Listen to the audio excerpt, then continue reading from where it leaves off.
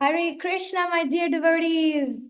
Finally, we have Jiva-Daya Devi Dasi. Thank you so much for joining us today. I want to extend my heartfelt congratulations, first of all, Jiva-Daya, on receiving this very special award. It's one of its kind, Leadership in Recovery Addiction. So we are so honored.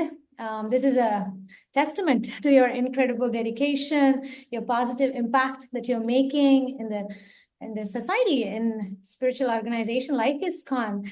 And your work has transformed so many lives. And I have been so inspired by you. And so many devotees have shared their testimony. And we're very excited to hear more about your experiences and insights today. So for the audience, to share with you, Jiva-Daya is a life coach.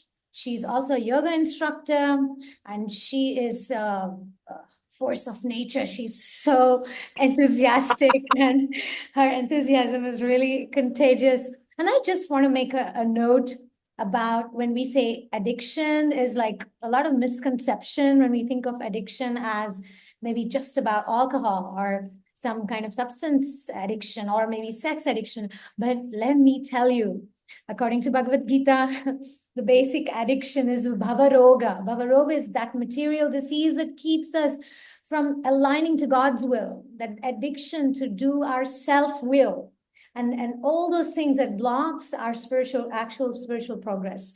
So when we say addiction, it's anartha nivriti. This recovery addiction is anartha nivriti. And Haribol. very well. So let's get started. And we would really like to hear from you, Jiva-Daya. What are some of the biggest challenges that you faced during your recovery, and how did you overcome them? Well, first of all, I want to thank you so much for having me. And I am a huge admirer of you. Sri Radha Govinda Dasi, you are a force of nature and you're amazing. And I just love your whole Shakti. So thank you for having me. Thank you for considering the Bhakti Recovery Group at all, because it is a very needed niche in the Krishna conscious movement. And I have been so fortunate and lucky to have received this service from His Holiness Radhanath Swami, to continue this service and with his blessings. And I don't think that I could do anything else anymore. I've given up my full-time job and everything else so that I can dedicate my service to this and only this, helping other devotees to never, ever have to be alone again in their anarthas, addictions, and associated behaviors. So to your question, one of the biggest challenges that I had during recovery, I'll just take that part first. At the beginning, I think there's something that we call in the addiction recovery world, we call a bottom, and we become sick and tired of being sick and tired. And it's, what Prabhupada said is chewing the chewed. We've chewed the chewed and chewed the chewed so long that it's horrendous, actually, and it's horrific existence. And, this is how I know that being Krishna conscious is inherent to all of us, because you always know, or I always knew, that I was doing wrong, even though it was fulfilling that itch, constantly fulfilling the itch. So I think the biggest challenge at first was trying to get into reality. It was sort of a head full of knowing better, a head full of that inherent knowledge, and a veins full of drugs. Having both of those at the same time was probably the hardest thing to go through. And I had to do that for 8 years, to go through the back and forth process of, I want to be clean. I want to be, quote unquote, good. I want to be connected with God, good orderly direction. That's how God was for me. Good orderly direction, a good life. And not necessarily material. I didn't believe that material life was a good life because I came from a material good life. materially, on the outside. That was fine. So it was really the struggle of not having my bottom yet. And I was one of those addicts that needed to hit a really hard, hard bottom in order to understand. It was Draupadi. Krishna, hey, Krishna. And it was that moment where I knew that no one was going to help me, no one was going to save me. And my pain was so great that I had to turn to God. So that was the moment for me. And that was the challenge. The challenge wasn't so much when I was ready to do, I was ready to surrender to my disease. But the challenge before that was to get to that point. So I did a great job of beating myself into submission with my actions and, whatever comes with, heroin addiction. I was addicted to heroin, which is probably one of the most, addictive drugs on earth, if not the most addictive drug on earth, an opiate. And yeah, so that was the biggest challenge. So I, so we have a first step in the recovery world. We have 12 steps. And the first step is that we admit we're powerless over our addictions and that our lives have become unmanageable. This was very clear at some point for me. When we have the second step is we come to believe that a power greater than ourselves, Krishna, this is the Bhakti Recovery Group steps, yeah, can restore us to sanity. And the third step is we make a decision to turn our will and our lives over to the care of Krishna as we understand Krishna. So the interesting thing is that when you go through that experientially and not just on a book, not just reading, not just knowledge, where you can read that anywhere. I had to feel that. I had to experience that, and I had to go through that in order for that to work. Knowledge did not help me until it became real. It was tangible. It was in my feet. That's what I call it. It's in my feet. It's in my hands and it's in my feet. So I don't know if that was if that was the answer to your question. I hope that answered your question. Oh, yeah, of course. I was remembering Radhanath Swami's talk about the 12 steps, where he talks about that Hey Govinda moment, and he speaks about that great pain, which can be a catalyst to spiritual advancement. Otherwise, you're just finished. And I was just thinking, personally, for me also, I'm a gratefully recovering addict. In other words, I'm grateful for my addiction. I'm grateful for that pain, without which it would be impossible to hit that stage of saying, okay, I'm sick and tired of being sick and tired, like you put it. And my Guru Maharaj, Jayapataka Swami Maharaj, who is the co-minister for the ISKCON Congregational Development Ministry, Haribol. and I love him. He is the legal authority, or how do you say, the official authority who is behind all these events and awards and all these appreciation. He often says, we should cry for Krishna. And if you can't cry for Krishna, you should cry that you can't cry for Krishna.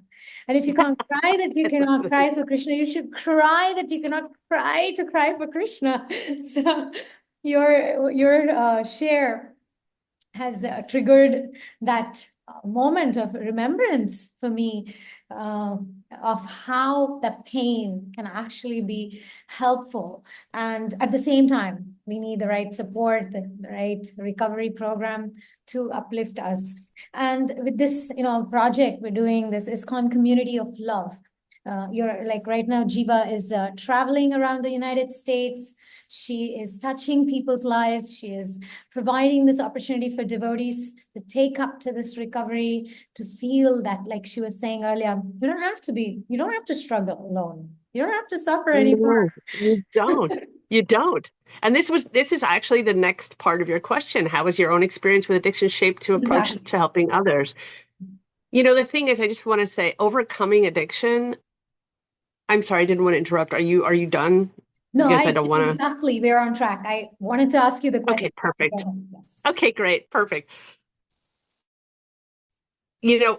getting to that point is just the very first step. And people think it's an event. It is not an event. Of course it's an event, but it's also, you know, it is it is a journey. It is the rest of my life. I'm going to be in recovery from whatever you throw at me because I have the karma of being an addict. I'm fortunate because I would not have had an inkling of an idea of what surrender would mean if I didn't have any kind of struggles. It's like you said, in total gratitude. Um, I could never have done it alone. At the time, I mean, I my very first 12-step meeting was in 1986,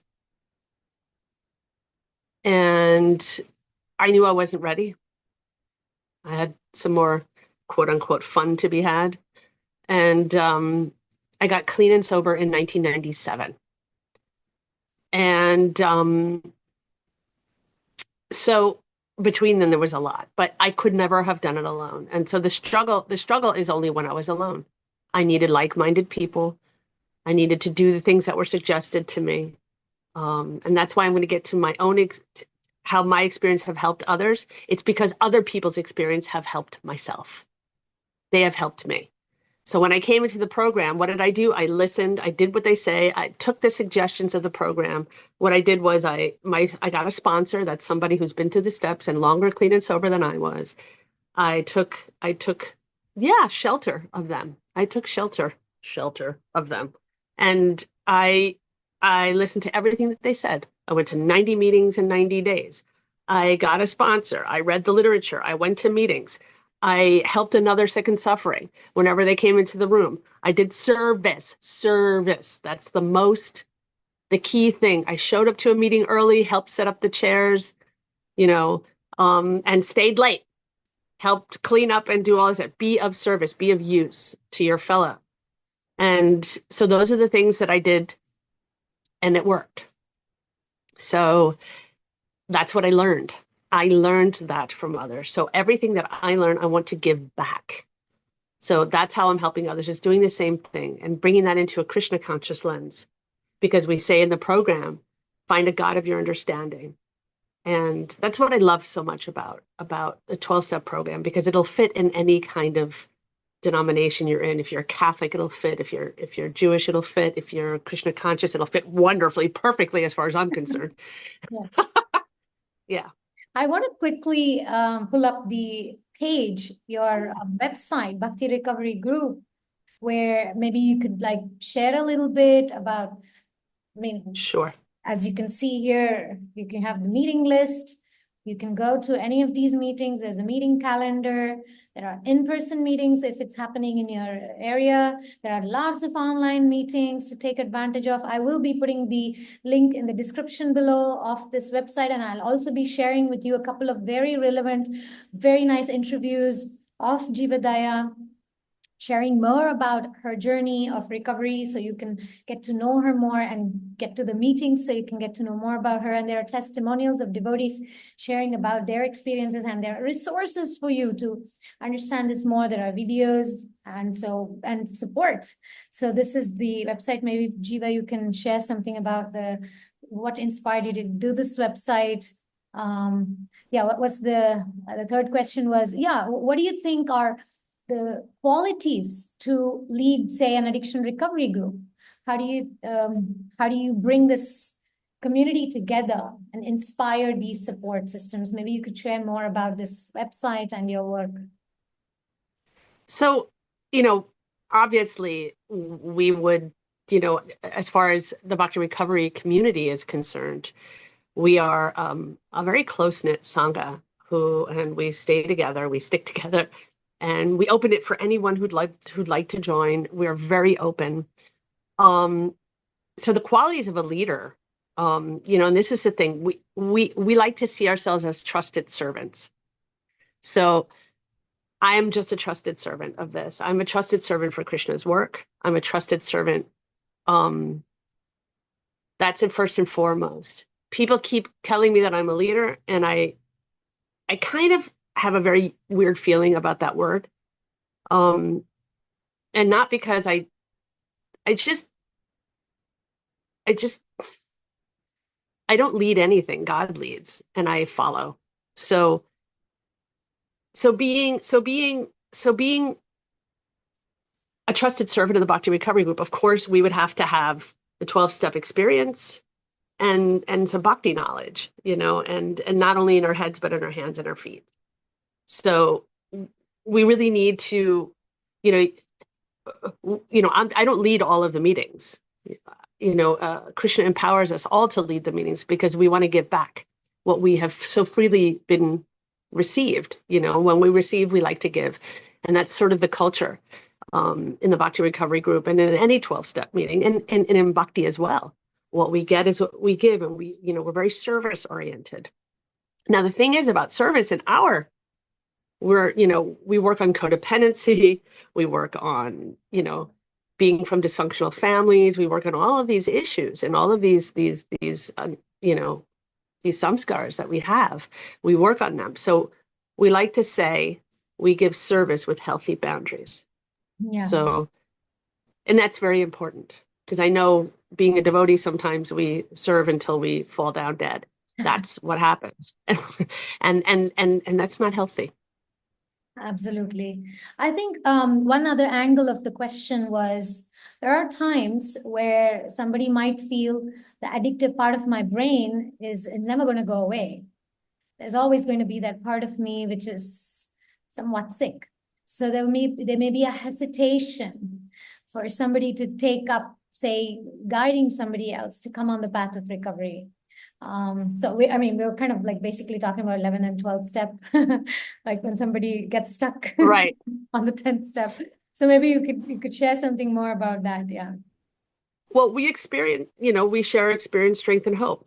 And this is what it is. We don't say, I don't do this anymore. And so that's why these are the things. We all say we go on this road together. We're all on this road together. Now, I might have healed. I don't think that I've ever looked back. I don't think I've ever wanted a drug since I quit. I don't think I've ever struggled since 1997. I've never looked back and said, I'd like to have some heroin, please. Like, not once. However, my codependency was rearing. How it's changing seats on the Titanic. No, the disease doesn't go away, but it can be arrested. And we learn tools how to deal with it. We learn tools how to control the senses. What is it in the nectar of instruction? The very first verse. And yes. Yeah. Thank you for saying that in Sanskrit. I'm so terrible at Sanskrit. So it's great. Yeah. And these are the things we learn how to control the senses. And it's not even about control. The reason why we control them is because we've surrendered to them. That is so powerful. That is so powerful. That's exactly what the verse says. It says, Etan Vishayeta Dirat. It doesn't say that a great personality doesn't have these Vegam. Vegam is that Yes. tendency, right? The impulse. Vegam is the impulse. The verse doesn't say that there is no impulse. It says the impulse It just says there, but the person can. Yes. Vishaheta Dhirat. The one who's Dhirat can arrest it, can control it. Exactly. And this is such an important thing. It's not about me talking down to somebody. I've overcome this. It's not about me looking up to somebody. Oh, they've overcome this. That's just as dangerous. We have to get real. We got to get real here. The fact is, we're living in the age of Kali. Hello?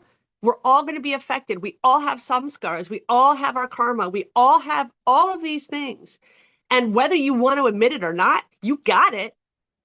Whether you want to admit it or not, whether you've thought 3,000 times if I'm going to take that second plate of prasadam, knowing that you're going to be sick that night, or knowing you're not going to feel good afterwards, or knowing all of this and indulging in gluttony, and doing it a million times. And that's what they did. That's what the dictionary thing of addiction is: compulsory behavior.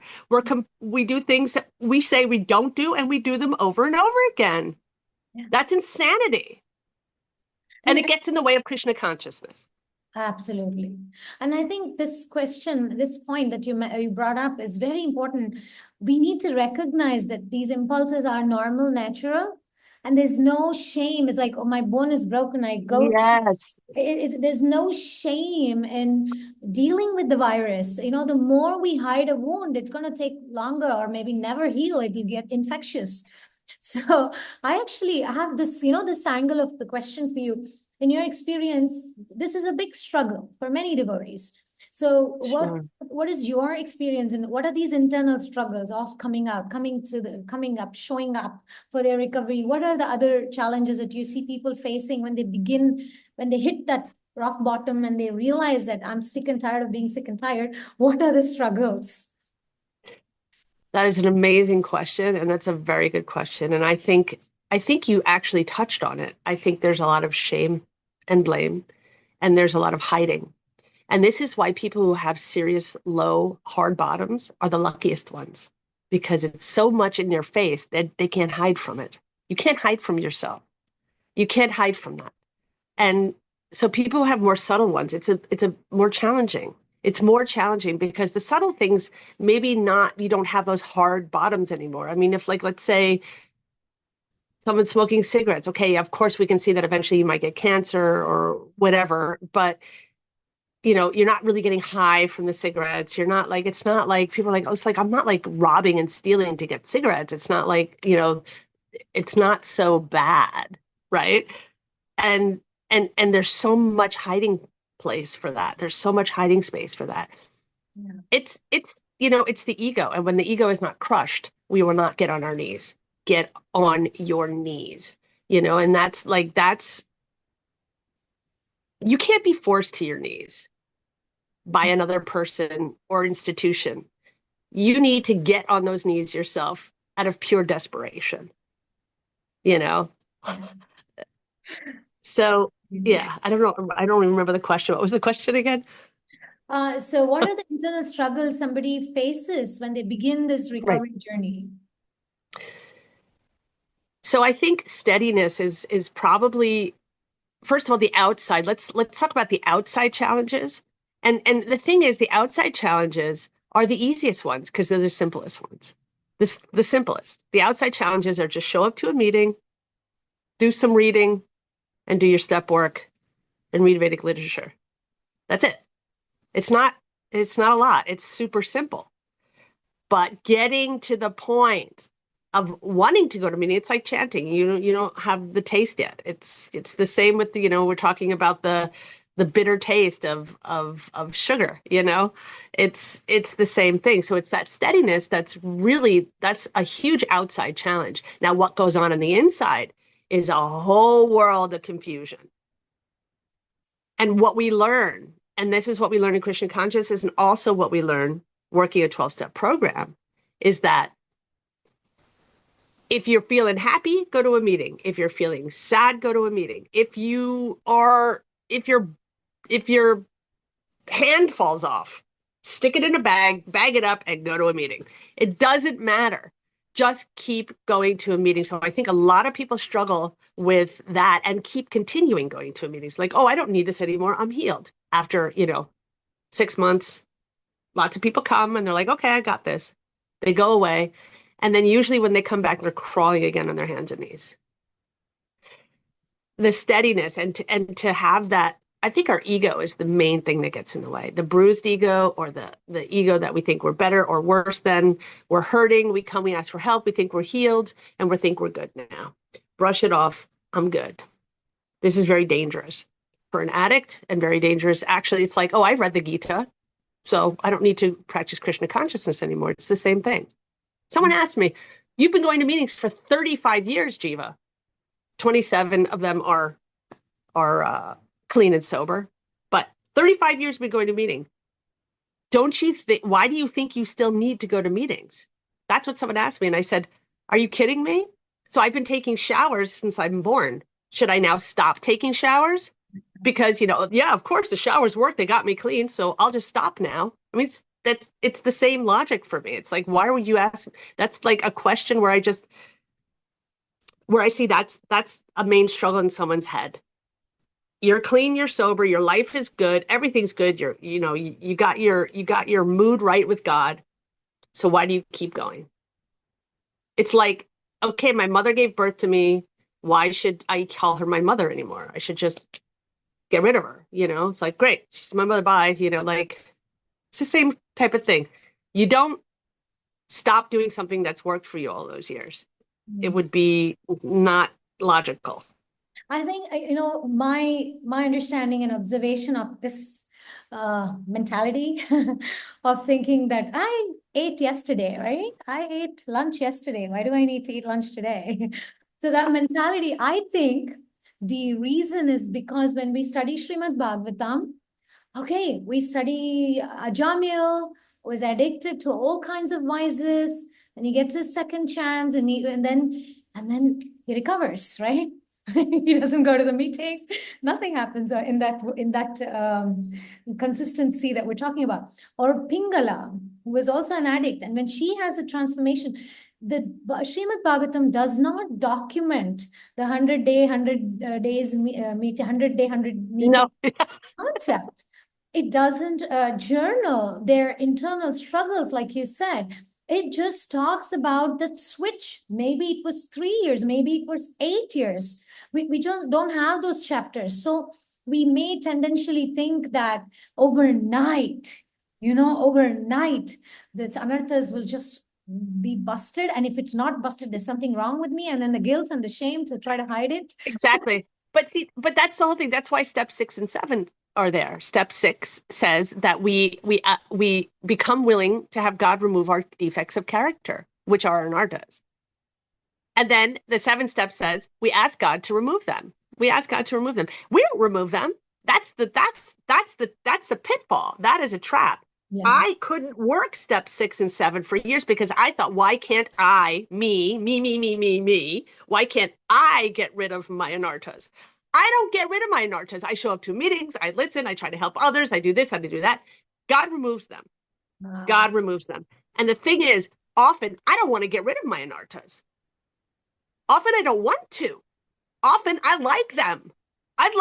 Look, you know me a little bit. I'm kind of like, I'm fire. So when I'm in a car and someone cuts me off and I'm like, like I could get like that. I don't particularly like myself like that, but sometimes I like the kick I get from it. I like the kick of being angry.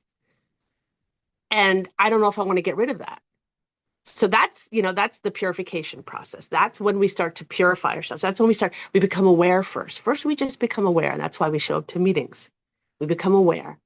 We start to understand, okay, this is my condition. These are the things that are getting in the way. And someone will help you with that. We have all the steps to get you through the Srimad Bhagavatam in that way, right?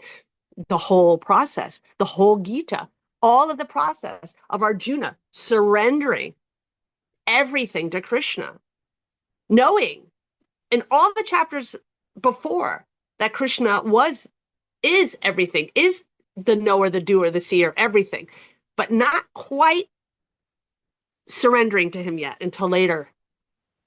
Wow, these are such profound concepts that you're bringing up. Bhaktivinoda Thakur talks about it. Rupa Goswami talks about it. This internal journey, the self-reflection journey, the introspection, as Bhaktivinoda Thakur says, this is so profound. So my dear audience, this is like really profound stuff. If you want to experience that treasure of being healed from these anarthas we've been carrying for lifetimes, right? Not just one lifetime. Yeah, that's the thing. Lifetimes.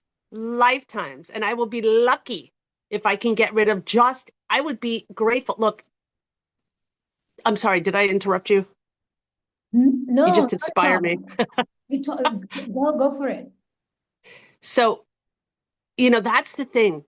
I was so lucky to be able to have been given such an in-your-face, horrible addiction, because only then could I understand what it means to surrender. And this is the funny thing. When I first got clean and sober, and this was before I was into Krishna consciousness, before I found Krishna, before Krishna found me, I literally thought, okay, no drugs, no alcohol, everything else is fair game. I'm cured. I don't care. My life is going to be happy ever after now. I don't have to live like that anymore. I mean, I can tell you at that point, at that moment, I felt freer than I ever felt in my entire life. I was literally, I was literally the slave of a drug. I would do anything to get that drug. Wake up in the morning, that's the first thought in my head. Go to sleep, that was the last thought in my head. And every thought in between was the means and ways of getting more and more and more and more. And when I was able to become free of that bondage of the false self, bondage of a substance, an artificial dream that I was shooting up into my veins every day, when I was free of that, the whole world opened up to me like it never did. Sort of, I don't know if anyone has seen The Wizard of Oz, but everything at the beginning was black and white. Then she gets to the land of Oz and everything is in Technicolor. And that's how it was for me, getting clean and sober. I was freer than I'd ever felt before. And this lasted a very long time. And I was able to understand that what it meant to have a choice, a choice. Can I choose today happiness? Do I choose today going in a better direction? Or do I choose to be a slave of something that's going to kill me? And that was the most extreme way of learning that lesson. What I didn't understand until later was this lesson is taught over and over again in all kinds of other things in my life. Just because I was free of that anarja doesn't mean that I was free of everything. I thought I was free of everything. Anything that was bad, I'm free of it. No. No, no, no. Yeah. Oh my God, I'm feeling so enriched by this talk today. And I'm thinking, my mind is already thinking all the different topics that we could be addressing on this Anartha Nivritti, because we usually kind of superficially think that, okay, the Anartha Nivritti is not that important. Let me go to the Artha Nivritti, Artha Pravritti part. We don't want to wash the cup which is dirty, and I just want to fill it up with clean water and then expect, why am I going crazy? There's a lecture by Bhakti Vigyan Maharaj, and he speaks about how in Madhurya Kadambini there are the stages of devotion, how devotees are progressing. And he said, but I don't see that among devotees. I don't see that because because people are not really working on this addictive part. So we don't see that stages that it's mentioned in the scriptures. We don't see that. Plus, whether it was Pingala or Bilva Mangal Thakur or Ajamil, they didn't have internet. They didn't have all No. and they didn't have bhakti recovery groups either. So No, they didn't. They used it differently. And also, the thing is also that was a whole nother time back then. It's different today. We're bombarded with the offering of everything bad. It's in our face every single day. I'm now in the States. I live in the Western world. Right now I'm back in the States. I live in Germany, but I am back in the States. I'm from the States. And it's just amazing. I'm going into these big superstores with all of this like big extra large stuff, which we don't really have in Europe.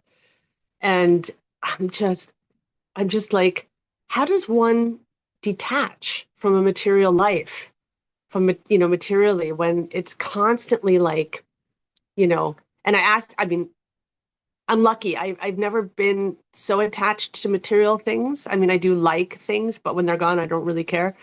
But if you're really attached to that, people don't understand. Westerners, when you come into Krishna consciousness and you've decided that you want to give your life to Krishna and you want to surrender to Krishna, the four regular principles for a lot of Westerners are really hard. It's not like they're not, most of them are not, 99% are not vegetarians. They've never been raised vegetarian. You know, it's a strange concept. Gambling, all of the four regs. And it's just that is difficult. How are we going to even me, I am challenged with chanting my rounds. Four regs is easy because I was raised a vegetarian, so that was easy for me. And all the other stuff was easy when I came into Krishna consciousness. The four regs were very easy for me, thank God. I already had my battles with other things. For me, the biggest challenge is chanting. I can't chant wonderfully. I chant with offense after offense. It's difficult for me. And I go through phases where I grapple with it, where I'm frustrated. where I'm just like, God, and I've talked to every guru I know I've talked to, you know, everyone who I know I've talked to, and it's challenging, but I'm not giving up. I'm just not going to give up. It's like I said, you go to a meeting, you don't like it, you love it, you're in a good mood, you're in a bad mood. It doesn't matter. Just keep doing it. Just keep doing it. That's it. And even if you do it with offense, you ask for forgiveness. Finish. That's it. There's not much more I can do. I can't do anymore. It's in my hands and feet. It's in my head. It's in my heart. These are so relevant points. I totally relate to these things. And we really, at the ISKCON community of love, we look forward to hear more and discuss more these aspects so there can be more awareness. And we would like to hear more about the Bhakti Recovery Group. And perhaps we can invite guests over who are willing to share their experience. And we encourage everybody to take a look, come to one of these meetings and see and check it out for yourself. You can just try it and see. And one of the things I want to mention is huge, is that in the Bhakti Recovery Groups, confidentiality is one of the cornerstone of these meetings. So Yes. that is a challenge within a religious organization, right? And anonymity is very much valued. So you can always come in there without your video. You can, all that stuff. Yes. Yeah. We ask that if you come in without your video, we ask that you send us a short message on the chat board saying who you are. And I might ask to, just for you to unmute yourself and introduce yourself. You don't even have to use your real name. You can use some other name if you'd like, but Yeah. just so that we know, because you never know. We want to also protect the people who are showing up to the meetings. Correct. And that's the thing, because there are people, you never know who will just show up to a meeting. So this is a good point right now. I'd like to bring that up. So we have all different meetings with all different anarta addiction and co-addiction specific meetings. But all of our meetings are open, which means we read these because this is 12-step literature. But if an alcoholic is someone who has, an addiction of alcohol or addiction of drugs, or an addiction of other people, or of addiction of cigarettes, whatever, show up to an Alcoholics Anonymous based meeting, just switch out the word alcohol with codependency. Switch it out with whatever it is you're struggling with. It doesn't matter. So do not shy away from the fact that, oh, it's an Alcoholics Anonymous meeting. I'm not an alcoholic. It's like, that's not what we identify with. We identify with recovery, not with the specific substance. However, some people need the specific substance relation to, some people need that, especially in early recovery, you might need that. So this is what I would suggest. Come in, have an open mind, give yourself a break, listen, come to meetings, come to at least 10 meetings before you judge. Shop around, check it out. And don't feel bad if you're just a codependent. And if you don't even know what that means, you can definitely go to a website of Codependence Anonymous and find that out. Or if you are an adult child of a dysfunctional family, which means you've grown up and there are certain parts of you who are caught in dysfunction as a child. That's why they call it adult child. And you want to go to a meeting, and on that day, if you want to come to a Bhakti Recovery Group meeting, and then that day is an Alcoholics Anonymous meeting, it doesn't matter. Please just come. We welcome everybody with all kinds of anartas, and we're all mixing with each other. That's just how we do it. Yeah. And we are, just to let all the audience know, and also Jiva, I've been working on certain booklets, manuals that helps devotees to understand how to take advantage of different addictions to address our own as well. I had the interview with Mother Ramboru, and we have been discussing about these booklets to help devotees understand, like, for example, love addiction. It's a huge thing. It's So a very huge thing. we already have a booklet, so it'll be releasing soon. So look forward for that. And Jiva Prabhu, would you like to share anything else? Anything else for our audience? Anything about this event of this celebrating emotional healers in ISKCON? So thank you for being one. Thank you for inspiring us. Anything would you like to share? Well, I would like to say thank you so much for having me here, and I'm so grateful for your association. And you and I should really stay in contact because I really want to continue working with you. And I just want to let everyone know you never, ever have to be alone again. Ever. We are a sweet, loving Sangha at the Bhakti Recovery Group. Sri Radha Govinda Dasi is also doing amazing things. And there's always somewhere we can reach out. I've just taken away all of your excuses. If any one of you listening right now want to do something and just have 100 reasons why not to, one of those reasons are gone now because there is a place for you to come. And I encourage every single one of you to take one step forward. Drop the ego, take one step forward. Drop the bruised ego or the big ego, just drop it. Put it in your back pocket. You don't need it. And just step forward and come to a meeting and reach out for help. Very bold. Jai Hari Hari Bol. And what a befitting name your Guru Maharaj has given you, Jiva-Daya. I just love that connection there because you're giving out so much mercy and to all the jivas. So it's been really, really fantastic to have you on this special event, special occasion of celebrating our emotional healers in ISKCON community of love. ISKCON Congregation Development Ministry thanks you once again, and we look forward to collaborate more and give more education to our devotees and support. Thank you. Hare Krishna. Hare Krishna.